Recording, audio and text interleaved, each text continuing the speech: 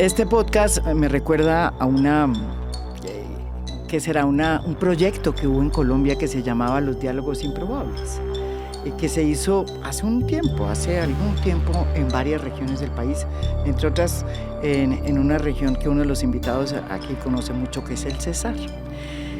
Bueno, digamos que este podcast es una especie de unos diálogos improbables de hoy, de un país que ha cambiado, de un país que de alguna manera siente unas realidades políticas distintas, entre otras pues porque se acabó de elegir a un presidente que es de izquierda por primera vez en la historia de Colombia, y porque muchas cosas han ido transformándose, no solo por procesos internos, sino porque el mundo también está cambiando.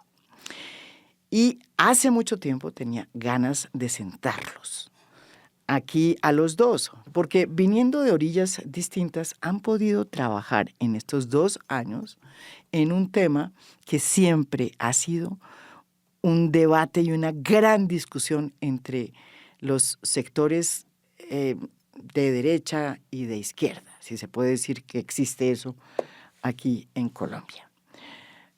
Bienvenido aquí primero José Félix Laforí. Usted,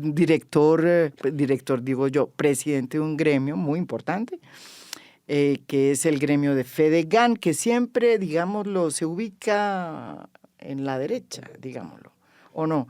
María Jimena, pero cuando uno invita antes... a una persona, no empieza con insinuaciones que no corresponden una realidad tosuda, que es la vida de más de 700.000 ganaderos. La inmensa mayoría viven por debajo de la línea de pobreza, porque son muy pequeños ganaderos diseminados por todo el territorio.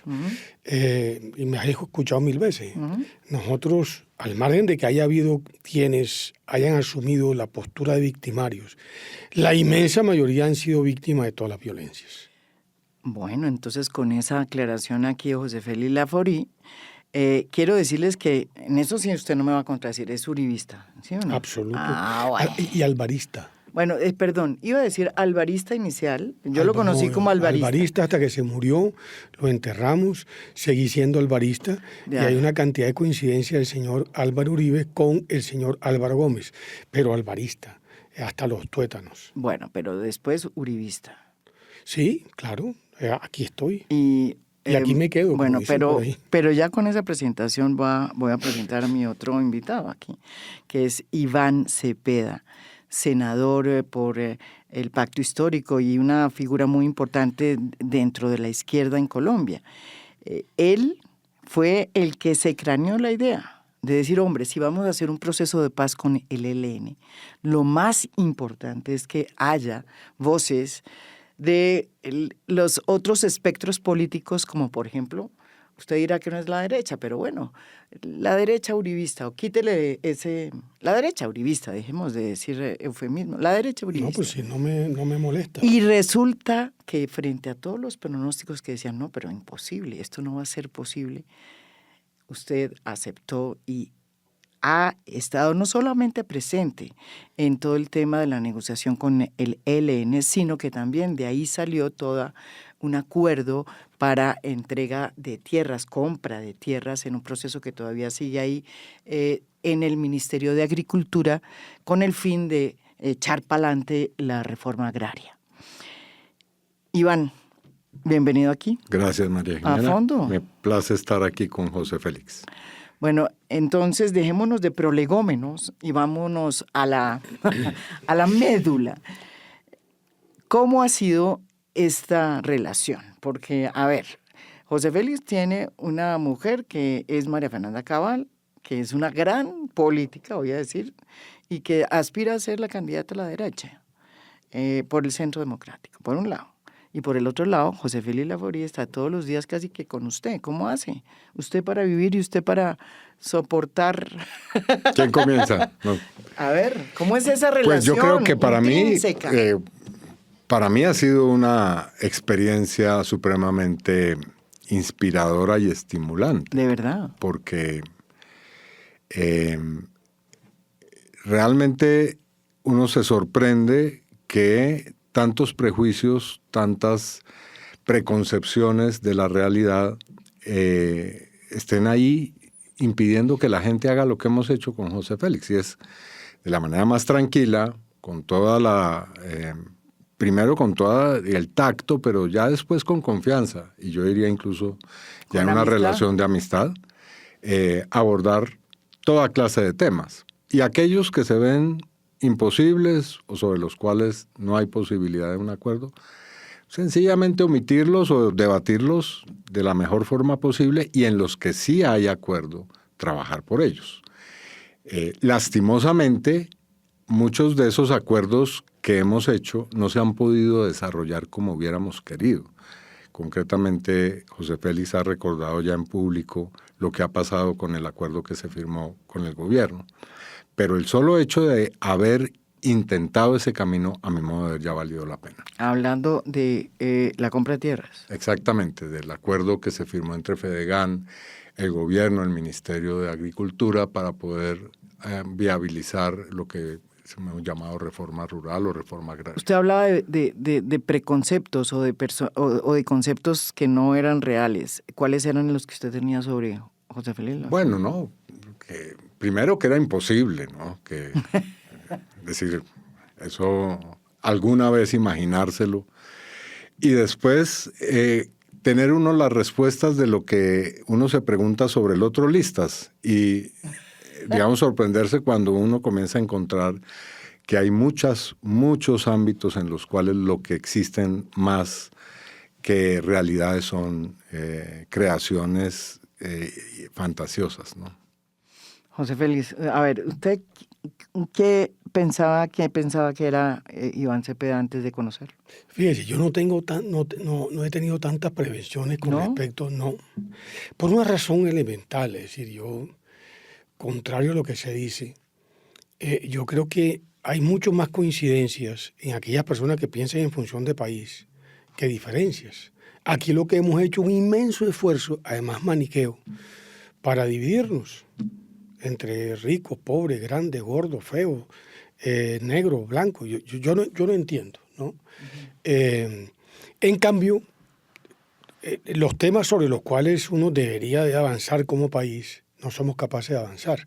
Hay un mal de los colombianos, que es que discuten cuando están de acuerdo. Y cuando ¿También? Cuando están de acuerdo discuten. Más todavía, sí. Claro, y cuando no están de acuerdo no son capaces de alguna forma de oír al otro para ver en dónde el otro empieza a tener la razón. Es un tema, yo creo que es como parte de ese atavismo tribal, ¿no? Uh-huh. Mi tribu, entonces uno no puede salirse de la tribu, porque si se sale de la tribu la cosa es muy singular. Yo recuerdo como anécdota, cuando Iván me manda un mensaje y me dice, bueno, pues almorcemos.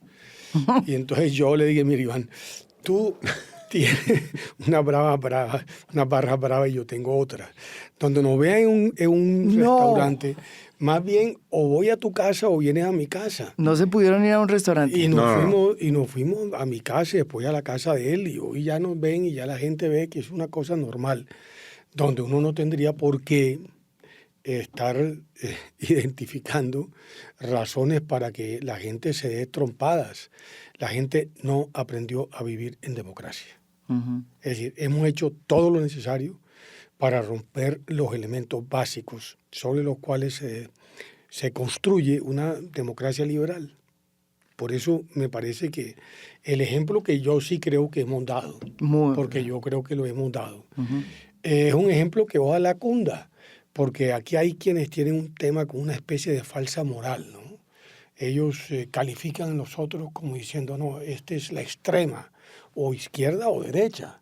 Y entonces automáticamente se ubican en una postura cómoda, que es los políticamente correctos. Entonces yo prefiero, por ejemplo, conversar con Iván Cepeda, donde hay muchos temas en que podemos estar de acuerdo y otros no, que con los políticamente correcto, porque con eso no hay nada que conversar. Es decir, eso están viendo es qué piensa la gente y se acomodan. Uh-huh. A mí la gente que se acomoda, honestamente no me gusta. De acuerdo. ¿Y no será porque la política se ha vuelto pues era el trabajo y el trasiego de las ideas, ¿no? Es verdad, pero sí ha vuelto la política no de eso, sino es la política de la propaganda. Cuando la propaganda se vuelve la base de una política, sea de izquierda o de derecha, la conversación y la discusión y los diálogos como los que ustedes han ido trazando se vuelve más difícil, sí, ¿no es? Yo diría y en la izquierda y en la derecha. Y bueno, por supuesto toda esa dosis de odio y de miedos también, en fin.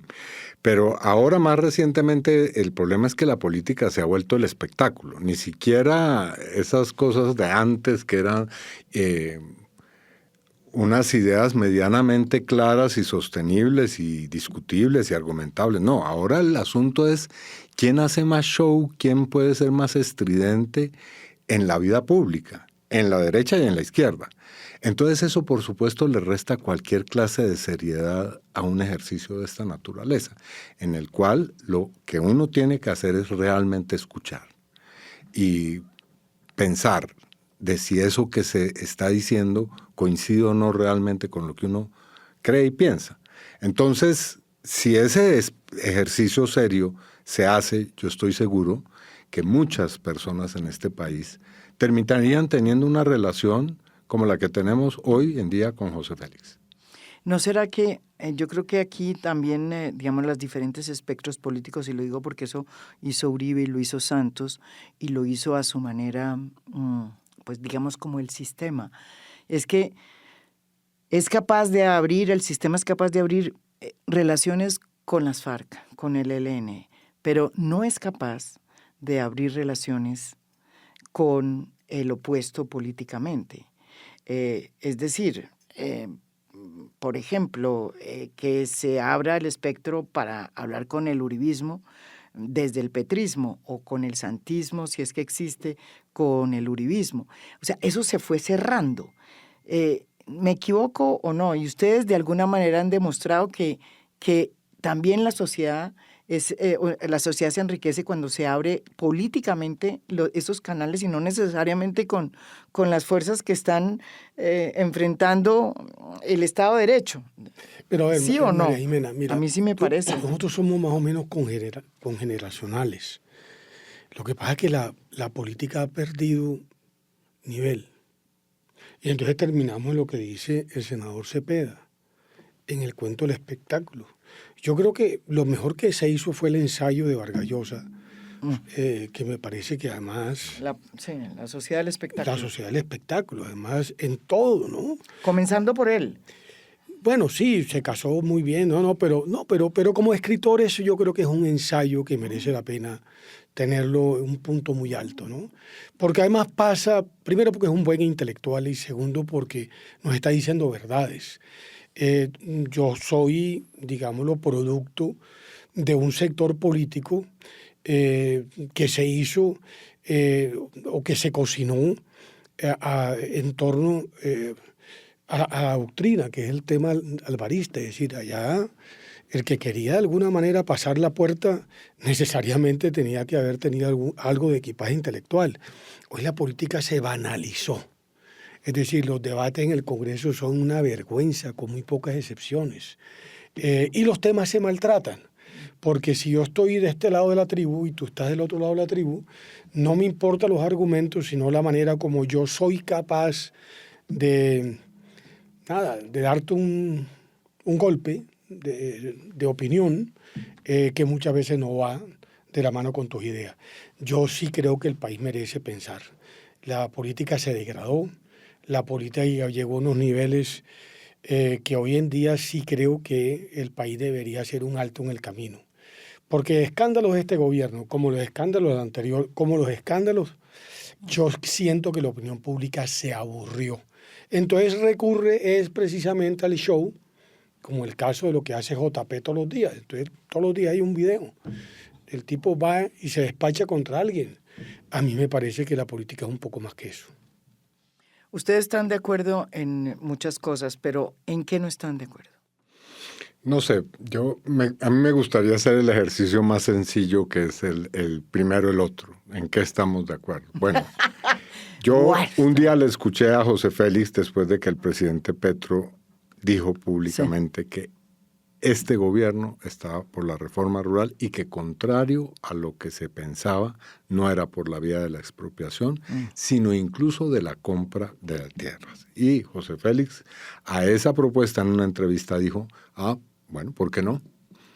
Ese es un punto, digamos, no el hecho, digamos, automático de la compra-venta, no, sino de la concepción sobre el mundo rural, sobre su lugar, porque después yo asistí a una conversación entre el presidente y José Félix sobre las vías del desarrollo económico en un país como Corea del Sur. Eso me impactó muchísimo, porque ambos se pusieron a hablar de lo que había pasado en los años 1960, en la década de 1960 en Colombia, y qué había pasado en Corea del Sur mientras tanto.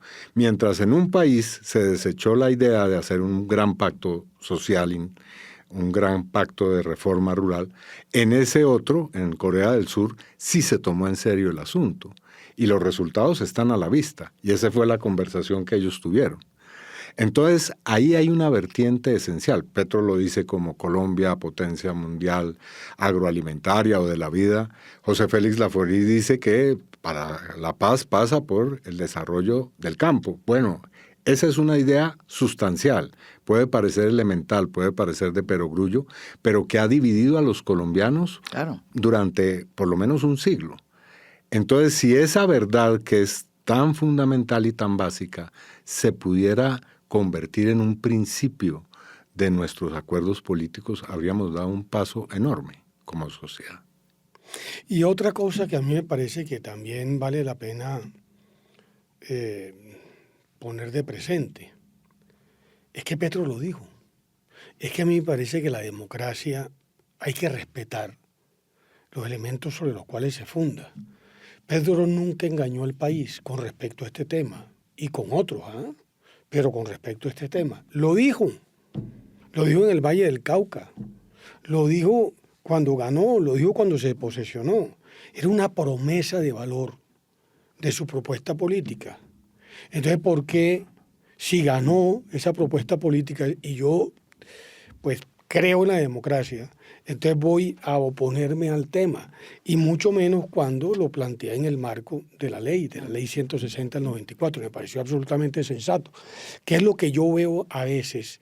Que las discusiones no prosperan por eso, porque le ponemos tal carga ideológica, o ni siquiera ideológica, tal carga de sesgos políticos que impiden ver más allá de hacia dónde hay que llevar el país.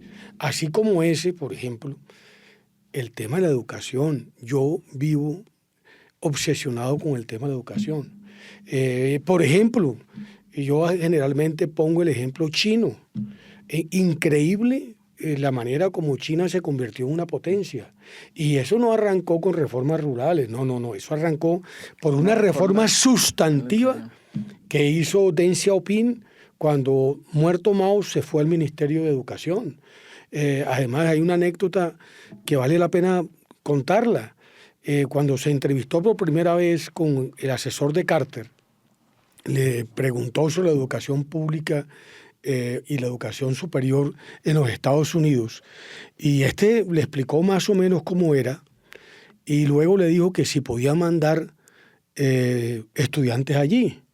Y entonces le dijo el asesor, claro, por supuesto, si pasa en las universidades o privada o pública. Y entonces le digo, no, perfecto, ¿cuántos puedo mandar? Y dijo Deng Xiaoping, dijo, los que quiera, 200,000.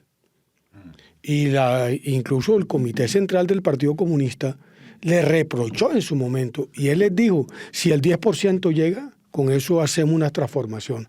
Y lo hizo. Entonces, la educación sí es. Pero entregan la educación a FECODE. A mí me parece que ahí ya vamos a tener. En eso no está de acuerdo. Claro, pero lo pongo por eso. No, pero entonces yo tengo yo defiendo la educación pública, pero no la educación que hoy en día se le está dando a la gente más pobre, que tiene que ser educación de calidad. En China, por ejemplo, le doy un dato. Ningún chino puede estudiar en colegio privado. Ningún chino puede estudiar en universidad privada. Ningún chino nacido en China. La educación privada solamente está para los extranjeros. Pero vaya usted a estudiar en un colegio chino o en una universidad pública china, para que se dé cuenta usted el nivel y la calidad que le toca exhibir al que aspira a llegar a la universidad para poder hacer el curso. Aquí esto no es así. Aquí hemos llegado a unos niveles no sostenibles. No damos abasto para la cantidad de demanda que hay. Necesitamos la universidad privada por lo pronto, porque... No, allá también hay. No en Estados Unidos hay pública y privada. Claro, no. Pero bueno, ese es un debate, Iván, que yo creo que... Es un debate de fondo. ¿Usted sí no está de acuerdo o está de acuerdo en las apreciaciones? No, yo creo que la coincidencia ahí, bueno, sobre FECODE ahí no hay un acuerdo, pero en lo que sí hay un acuerdo totalmente es en que Colombia necesita una educación pública de excelencia. Eso es... Y que llegue a todos los sitios. Eso de tener universidades en las zonas rurales es fundamental como proyecto, por ejemplo. Sí. Es decir, lo que está intentando hacer el gobierno en este momento de crear universidades en territorios, a mí me parece que es una línea correcta. Que no todo tenga que ser ir a una gran ciudad para los jóvenes que están en poblaciones que han sido absolutamente marginadas del desarrollo. Por supuesto, claro que sí. Así que ahí sí. Y todos esos elementos, reforma rural, reforma a la educación, hacen parte de un otro asunto sobre el cual hay una coincidencia, y es la necesidad de un acuerdo nacional. ¿En qué consiste? ¿Cómo se llega? Pues en eso hemos estado dando vueltas y vueltas para intentar llegar. Pero ahí no nos hemos quedado no solamente en la teoría y en la retórica. Incluso hubo un ensayo para lograr un texto que hicimos con el conocimiento del presidente y con el conocimiento del expresidente Uribe. También del expresidente Uribe. Y ese acuerdo nacional, a ver, bueno, ustedes, antes de llegar al acuerdo nacional, yo quiero, ¿en qué no están de acuerdo? Porque aquí están todos de acuerdo. ¿En qué no están de acuerdo? Seguramente habrá muchas cosas en las cuales... No, pongo una, por ejemplo, en la que yo estoy, y estoy precisamente tratando de acotar un escenario en el que veo las cosas muy complicadas, que es el tema de la paz negociada. Es decir, yo creo que lo que hoy en día está pasando es un desbordamiento de la criminalidad, hay una falta de autoridad y estos grupos creen que simplemente pueden terminar sentados con el gobierno negociando de igual a igual, y resulta que no, porque lo que están es afectando los territorios a la gente que vive allí. Iván, por el contrario, ha sido un apóstol de la negociación, y además yo a veces admiro, serio, uno tiene la manera como él, tranquilamente, la tosudez con la cual él se mantiene en esa línea, y a mí me parece que, como lo decía antes, a mí lo que no me gusta son los tibios. Este es una persona que cree en esa vía y la persigue y la busca y hace los intentos hasta más allá de lo que a veces uno dice, no le veo salida, ¿no? Eso es una diferencia de fondo. Pero hay un comentario sobre cómo ha sido... En la única cosa que yo pensé que estaban de acuerdo no están. Yo creo que estamos de acuerdo con José Félix en la necesidad de la paz y de que el diálogo es una vía para la paz. De hecho, eso es lo que hemos estado haciendo. Pero efectivamente ahí hay interpretaciones todo el tiempo distintas. Es decir, a diferencia de la delegación del ELN, que tiene pues un orden jerárquico en la cual se imparte una línea y todo el mundo va y la sigue, nuestra delegación todo el tiempo tiene que hacer el esfuerzo de construir sus acuerdos. Y a veces no lo logra. A veces no logramos tener una misma visión sobre los asuntos. Y entonces José Félix, que tiene una columna semanal, se escribe ahí todo lo que él piensa. Todo lo que no puedes enchipar en la mesa, entonces perfecto, lo saca. Y también en la mesa. Perfecto, porque sí, claro, de acuerdo. Porque de eso se trata. Es decir, en eso consiste el ejercicio democrático de que José Félix haga parte de la delegación, y es que él tiene su posición. Y muchas veces no es la misma o no coincide con lo que pensamos el resto o con lo que piensa una parte de la delegación. Pero eso es la y con eso se puede. Y así se ha podido. Ese es el sentido de la democracia, el disenso, la construcción de consenso a partir de las posturas.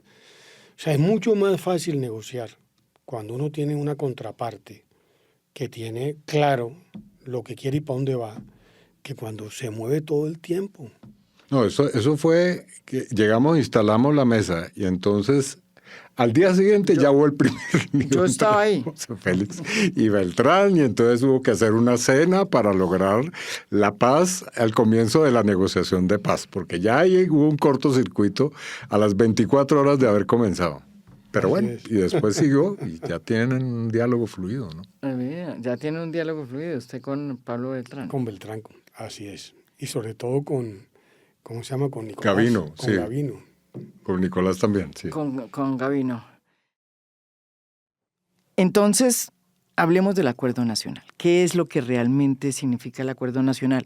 En esta entrevista que les digo que ha sido un poco polémica y que le hice al Premio Nobel de Economía, James Robinson, decía que uno de los problemas de Colombia era que, curiosamente, el país no conseguía remar junto.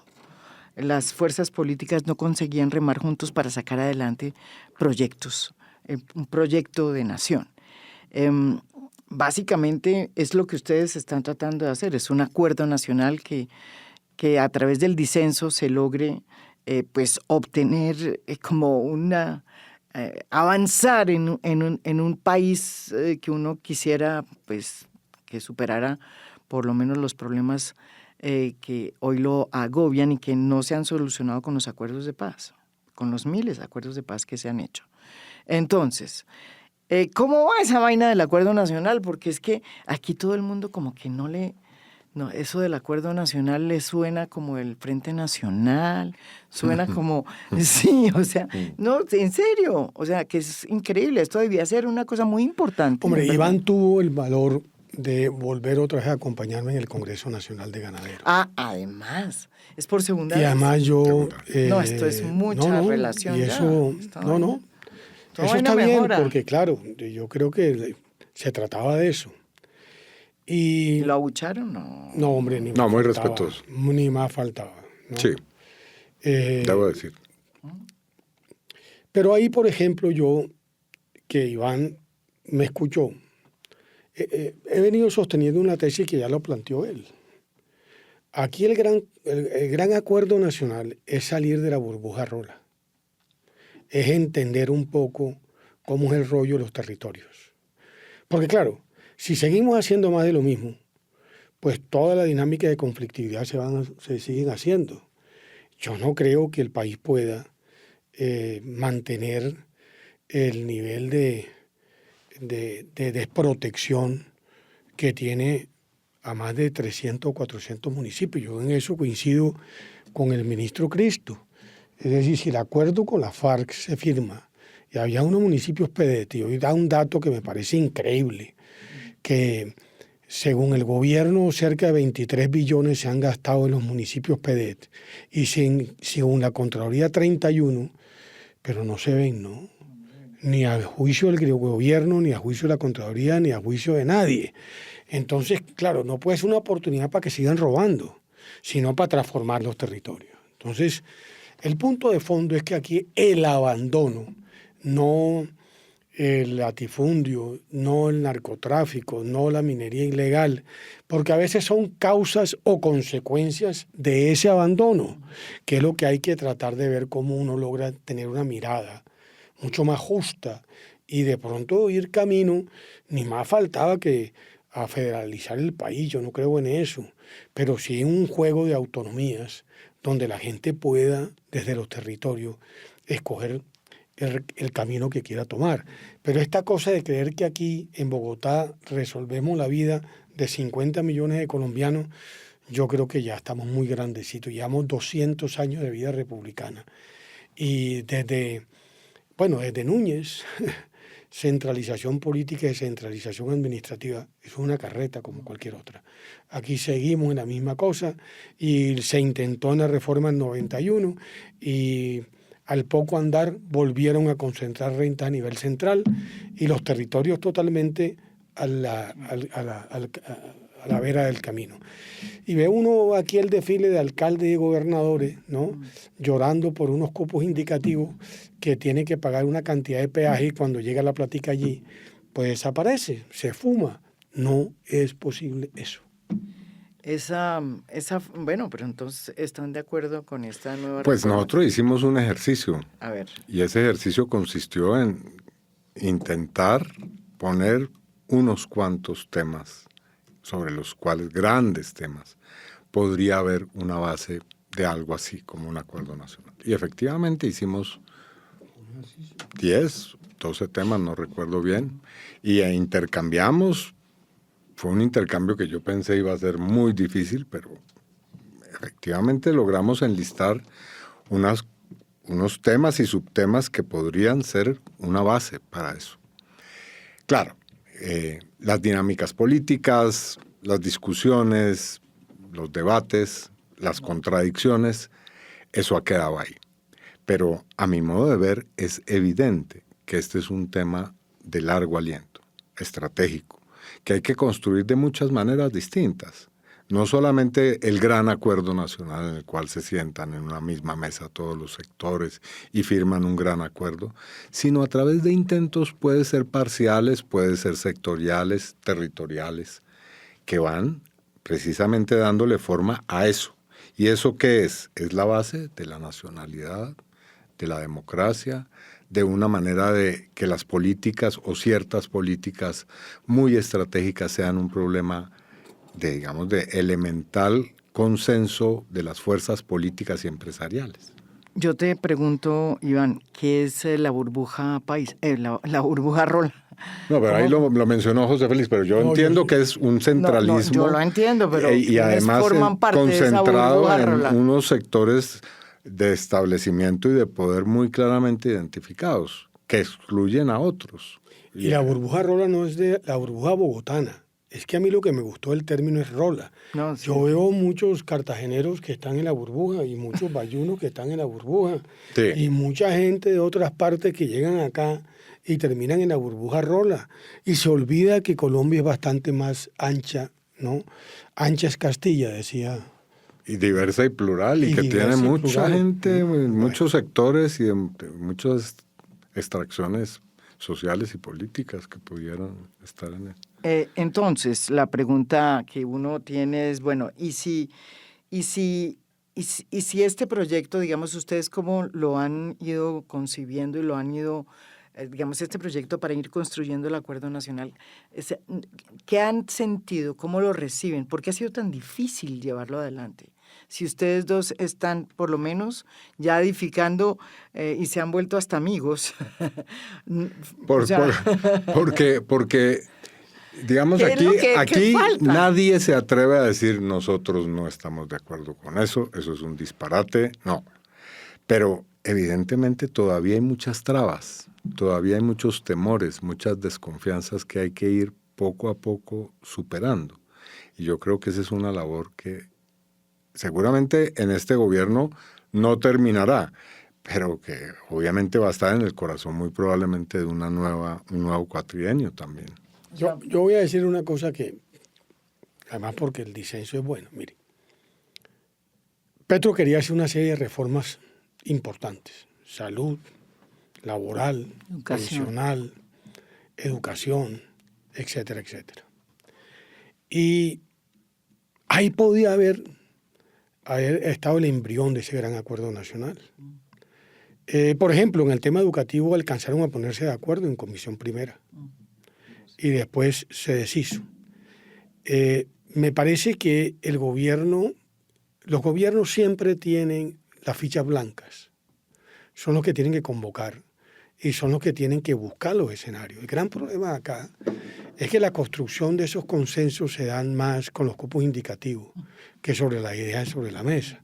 Cuando en el fondo yo sí creo, por ejemplo, sobre el tema pensional, a mí me parece una cantidad de elementos de la reforma pensional que desde el punto de vista económico a mí me funciona. Es decir, los famosos pilares. Los pilares, sí. A mí me parece que eso tiene todo el sentido, porque evidentemente la pensión privada, por alto que sea el ingreso, no le permite a la persona, ¿no?, sino intergeneracionalmente tener una pensión decente. Pero claro, aquí, en vez de consensuar, por ejemplo, mire el tema de la reforma laboral. tema tan sensible como eso. Cuando usted tiene un mercado laboral muy constreñido, cuando tiene una informalidad de más del 50%, en vez de ponernos a pensar en cuál es el país que queremos y para dónde vamos, y cómo ajustar esas normas a la visión de país, simplemente intentamos imponer una reforma con unos votos muchas veces espurios, que son los líos que hoy en día hay, y terminamos en los debates en que terminamos. Ahí había una parte, y habían otros temas que eventualmente el gobierno pudo no haber tenido en cuenta, pero que también hubieran podido ser parte de un gran acuerdo nacional. Y termino con decir esto, yo no sé quién va a ser el presidente, pues obviamente yo tengo candidata, pero yo sí creo que quien llega a la presidencia tendrá que hacer un gran acuerdo nacional, de verdad, sobre temas sustantivos, porque yo no creo que este país pueda seguir siendo gobernado en el tira y jala en que estamos. Pero yo iría un poquito más allá desde una perspectiva incluso global. Si uno observa el estado general, voy a ser un poco grandilocuente, del mundo, es decir, las inmensas crisis que hay en todas las esferas, la única manera que habrá en el futuro de hacer política que tenga medianamente sensatez, racionalidad para resolver esos problemas, pasa por la concertación. Porque si las fuerzas políticas de derecha e izquierda, o como quiera llamárseles, siguen empecinadas en que el único camino es la imposición, el mundo va hacia un fin catastrófico. Hay temas ya en los cuales es imposible avanzar si no hay una mediana concertación planetaria. Y obviamente en nuestro país también, es que eso ya es un fenómeno global, creo yo. Oye, hay una cosa singular que no la han analizado, que es la cosa francesa. Macron. Es decir, lograron una cohabitación. Con la izquierda. Con la izquierda, cierto. Y acaba de fracasar el premier, que además era magnífico, ¿no? Quizás la única cohabitación, yo no sé si recuerdan la época de Chirac y Mitterrand. Sí, que se llamaba así, cohabitación. Que no, que así se dice, se llama la cohabitación. Pero los regímenes parlamentarios implican de suyo un cierto nivel de concertación. Sí. Por supuesto, hay cosas que rompen reglas de juego. El caso español, yo soy español y me parece que ahí hay unos elementos que están acusando una crisis, que es lo que dice un poco el senador Cepeda, crítico, ¿no? Pero sí, yo siento que estamos en una vaina tribal estúpida. Pero ¿no será que aquí está pasando eso? Y digo, por un lado está el temor de que una derecha más o menos, digamos, la derecha en Colombia, pues el jefe de la derecha es Álvaro Uribe Vélez, una persona que ha sido un líder político muy importante, pero no es la ultraderecha actual, digamos, todavía no lo veo yo metido. Yo diría, voy a hacer una cosa un poco más a la derecha, estaría María Fernanda Cabal. No es verdad. Pero no es verdad. Bueno. No es verdad. Si tú quieres, hacemos un ejercicio un día y ponemos 10 temas. Te garantizo que de los 10 temas, 7 u 8 tú coincides con ella. Es el sentido común, es que para gobernar y para gobernar en democracia, lo que hay que tener un poquito de sentido común y coherencia, porque los hechos son tosudos y no las narrativas sobre los hechos. Uribe en su gobierno salió con el nivel de aprobación que salió porque puso una doctrina elemental: seguridad, confianza inversionista, cohesión social, diálogo popular y Estado austero. Unos huevitos, que 3 o 5, yo no sé, demasiados huevos, creo. Sí, 6 huevitos. Pero 3, 5. Pero la verdad es que son cosas elementales. Es decir, terminamos una cosa terrible. Es decir, mire lo que está pasando el gobierno, lo digo con franqueza, la situación de las finanzas públicas. Claro, no entran los impuestos porque no hay inversión. Entonces, por más que suba la tasa de tributación nominal, pues la verdad es que luego no te entra el recurso. Entonces, tiene unas dificultades críticas para el presupuesto del 24 y ahora para el 25 va a ser peor, porque la gente está un tanto temerosa de invertir. Entonces, hay cosas que son lógicas, que se entienden, yo no entiendo, es decir, y en consecuencia pueden ser explicables, pero como cuando tú intentas imponer tu visión, está frito. porque no hoy es al contrario.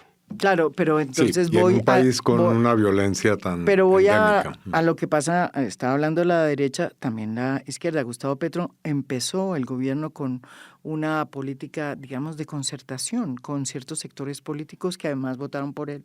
Y poco a poco se ha ido radicalizando, Iván. ¿Eso es así o no? A mí sí me parece. Yo diría que ha habido momentos muy duros en la confrontación política en estos 2 años, ya vamos por 3 o 4 meses. Pero el presidente continúa en esa idea. Es más, el gobierno ha sido de coalición, todo el gobierno.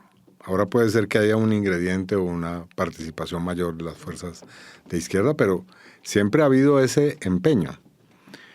Las formas a veces fatales, claro está, digamos la dureza del debate político, pero yo veo al presidente dispuesto a hacer esto. Es más, hizo una propuesta que a mi modo de ver no ha hecho ningún presidente al ELN, que es ni más ni menos que sentarse el gobierno con él a la cabeza, el ELN, los sectores del movimiento social y grandes empresarios a discutir el modelo económico. Esa fue una propuesta que el presidente hizo públicamente y el ELN no quiso. O por lo menos en ese momento no quiso. Puede ser que en el futuro acceda. Bueno, veremos qué es eso y cómo es, si es que antes de que termine el gobierno se puede llegar a concretar. Hay una cosa en lo que yo creo que un momento en que los va a separar, por lo menos a ustedes dos, si es que, digamos, si es que la política, como dicen, la política es dura y es difícil y es todo lo que está pasando en esta campaña electoral. Ustedes pertenecen a dos, provienen de dos orillas políticas distintas y desde luego empiezan ya la campaña presidencial y se van a encontrar siempre en la campaña opuesta, o por lo menos en una campaña en donde... Yo personalmente no lo creo. Tal vez no vote por la candidata de José Félix. Pero eso le iba a preguntar. ¿Usted no creo que eso vaya a significar que el diálogo político tenga que siquiera interrumpirse. Ajá. Y creo exactamente igual. Todo lo contrario.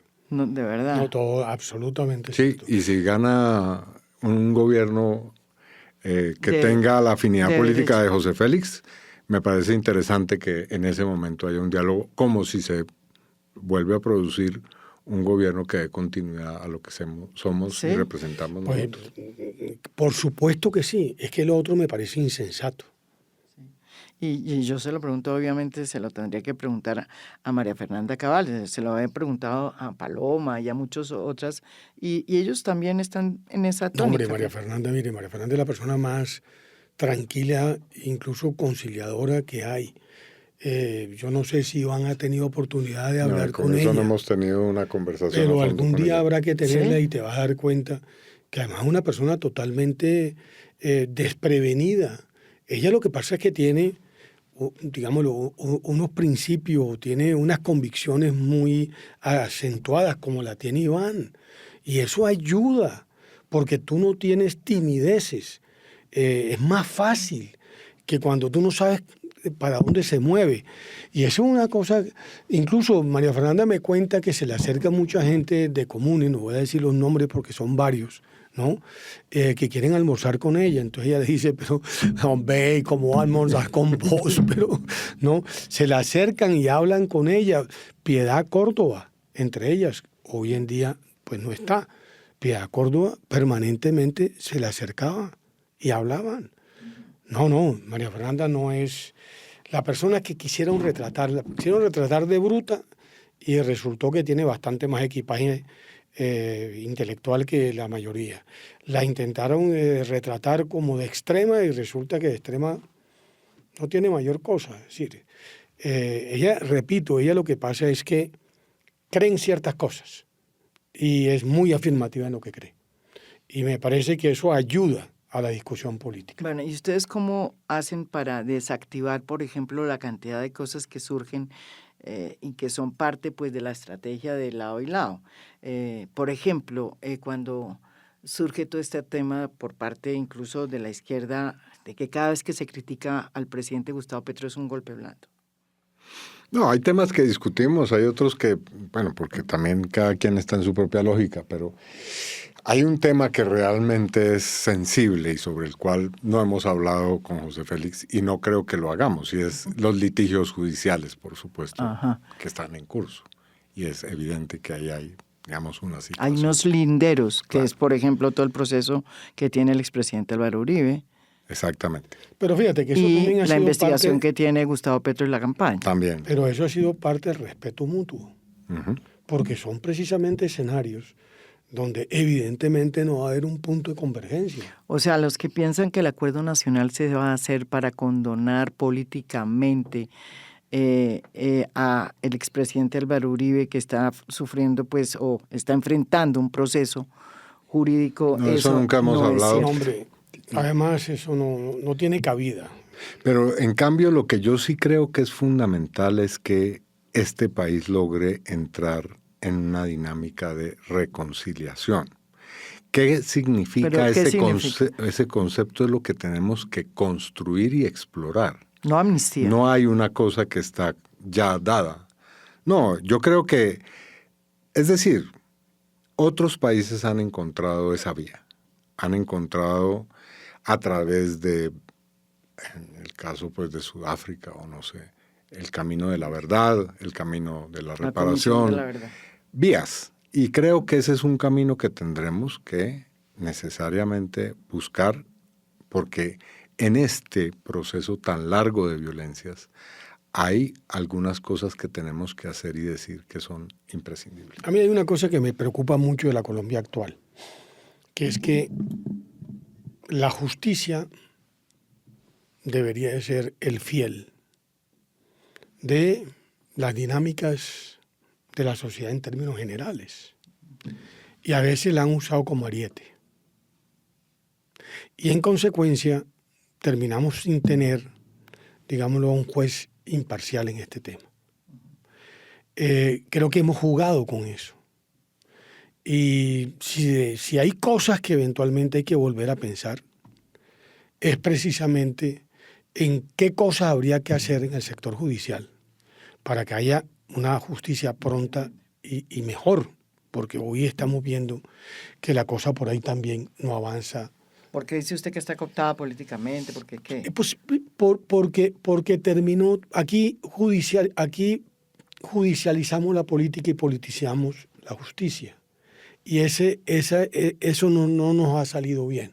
Es decir, la Constitución del 91 es posible, el primer banderazo ahí. Es posible. Yo creo que antes, por ejemplo, la cooptación que hacían los magistrados de la Corte Suprema era bastante mejor, por ejemplo, ¿no? Pero en fin, pero tiene que haber un esfuerzo nacional. Por eso yo sí creo, no sé si Petro ya será capaz de lograrlo. Yo creo que ya está muy avanzado el gobierno y el próximo año es un año de campaña. Pero yo sí soy de los que cree que el próximo gobierno, no importa el acento que tenga, tiene que, antes de arrancar, tener el propósito de lograr unos consensos mínimos básicos para unas reformas que son urgentes si queremos tener país. Y yo quiero finalmente preguntarle a Iván, ¿cómo es que usted ha logrado mantener esta relación con José Félix en la medida en que usted es parte litigante del proceso contra... Aquí hay una norma esencial en nuestra relación. Contra y es que Álvaro Uribe Vélez. Se es absolutamente franco y honesto en lo que se dice, piensa y actúa. Es decir, con José Félix hay temas que no están claros y otros en que sencillamente creemos que ahí no vamos a encontrar consensos o que probablemente es un terreno bastante, digamos, movedizo, así que ahí no entramos. Claro, y cuando Iván habla de reconciliación, yo siempre he usado una sola frase. Aquí tenemos que tener paz política. De acuerdo, si no hay paz política, no va a haber paz. ¿Pero qué significa paz política? Que podamos estar conversando. Que yo pueda sentarme a conversar, no sé, un día, no sé, con Claudia López, por decir cualquier cosa, ¿no? Bueno, yo con Angélica sí tengo una relación fluida. ¿Y con Claudia no? No, porque, digamos, no nos hemos encontrado, pero no porque hayamos tenido una diferencia, pero le pongo mucho más ejemplos. ¿Quién más de izquierda? Yo por lo general, María Fernanda dice que yo tengo muchos amigos mamertos, pero no. Correcto. Y ahora más con Iván, yo creo que ya. Por eso, pero digo yo, es que yo sí creo, yo creo que el país tiene que hacer un alto en el camino. Tenemos que pensar más en país y menos en la vaina tribal. No, y no solamente, yo creo que también la izquierda es sectaria. Sí, por Iván. supuesto. Yo creo que tú has demostrado y que... el centro, incluso a veces más que la izquierda. Eso también es cierto. El centro también. Eso también es cierto. Porque ellos son moralmente superiores. Claro. Además son iluminados. Y son a veces iluminados. plantean el tema de que no hay que polarizar y son los primeros que polarizan. que meten más en la Aquí polarización. todo el mundo, entonces Eso es cierto. el señor Fajardo. O sea, no son tibios en el fondo. No, yo no creo que en la política colombiana la tibieza, bueno, puede ser que haya apariencias frente a ciertos temas, pero aquí todo el mundo tiene posición y todo el mundo la juega, ¿no? En público o en privado también. Bueno, en todo caso, yo les agradezco cantidades. Yo tenía muchas ganas de hacer este podcast. ¿Tú lo que creíste íbamos a... No, yo no sabía que ibas a resultar de esta juntanza, como dirían. Como de esta juntanza, pero la verdad es que me sorprende la manera como ustedes han ido gestando esta relación, porque yo creo que sí es un ejemplo que sí va que el país debería ver, con un ánimo de construir cosas en medio del disenso, de normalizar las con relaciones. el propósito de establecer cuáles son los problemas y sacarlos adelante. Totalmente Uno de los grandes discusiones y grandes dilemas que tenemos en Colombia es que somos incapaces de llegar a consensos y no necesariamente los consensos se logran solamente entre los que piensan igual. Y ustedes son una demostración de eso, y sobre todo me impresiona otra cosa, la manera como han impuesto unos límites y cómo más se plantean. Intuitivamente, ¿Sí? Por respeto mutuo. Sí, el respeto es como paz. Ahora, falta todavía ver, y esto sí es, si Iván se ha sentado con el expresidente Álvaro Uribe. En algún momento tal vez haya que hacer esa conversación. Bueno, veremos cómo evoluciona la política, ¿no? ¿No es verdad? La política es dinámica. Eso Pero está en el buen sentido. María Jiménez. Les agradezco de verdad. Este es un video podcast que lo vamos a poner para mostrar las cosas interesantes y digamos novedosas que ha traído la política en este año. Vale. Bueno, muchas gracias, María Jiménez. Un abrazo fuerte.